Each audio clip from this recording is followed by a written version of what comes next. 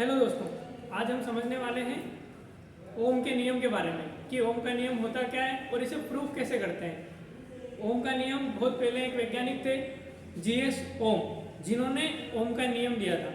उनके नियम के अनुसार अगर किसी भी चालक की भौतिक अवस्था जैसे कि ताप और दाब में बिना परिवर्तन किए अपन उसमें जो चालक है उस चालक के दोनों सिरों पर जो विभवांतर लगाते हैं तो उसमें जो बहने वाली जो धारा होती है वो धारा उस दिए गए विभवांतर के समानुपाती होती है।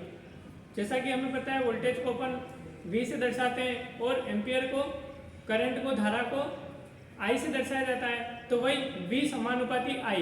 और जब अपन समानुपाती का चिन्ह हटाते हैं तो V बराबर IR हो जाता है, जो अपना एक पूरा फार्मूला बन जाता है जिसे अपन कहते हैं ओम का नियम। ओम के नियम में होता है कि जब अपन किसी भी चालक को किसी भी विभवांतर वोल्टेज स्रोत से वोल्टेज देते हैं तो उसमें बहने वाली धारा उस चालक के अंदर जो विभवांतर उत्पन्न हुआ है उसके समानुपाती होती है। V बराबर IR जैसे कि अपन ने समझ ही लिया है।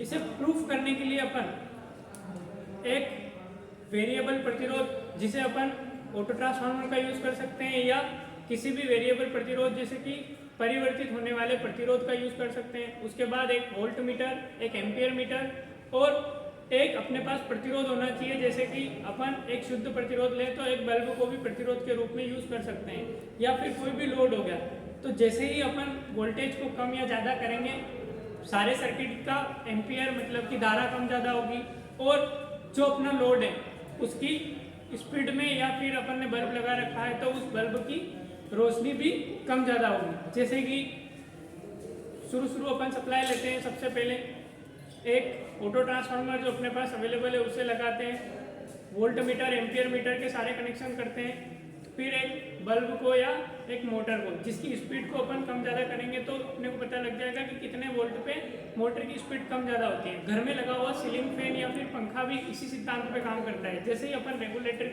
को फर्स्ट पे चलाते हैं पंखा धीरे चलता है, वो इसलिए चलता है कि वोल्टेज कम मिलती है। जब वोल्टेज को अपन धीरे धीरे बढ़ाते हैं सेकेंड, थर्ड और फोर्थ पे, जब फोर्थ पे पंखा चलाते हैं तो बहुत ही तेज चलता है। वो इसलिए चलता है कि पूरे सर्किट में जो वोल्टेज अपन ने वोल्टेज स्रोत से दी है वो वोल्टेज पूरी उसको मिलने लग जाती है और वो पंखा उस स्पीड के साथ घूमने लग जाता है।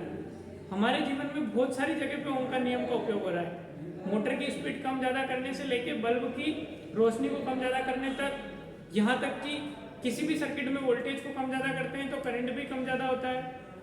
सारी जगहों पे एक ओम के नियम का बहुत ही महत्वपूर्ण योगदान है। ठीक है, इस प्रैक्टिकल को भी अपन करके देखते हैं। चलिए।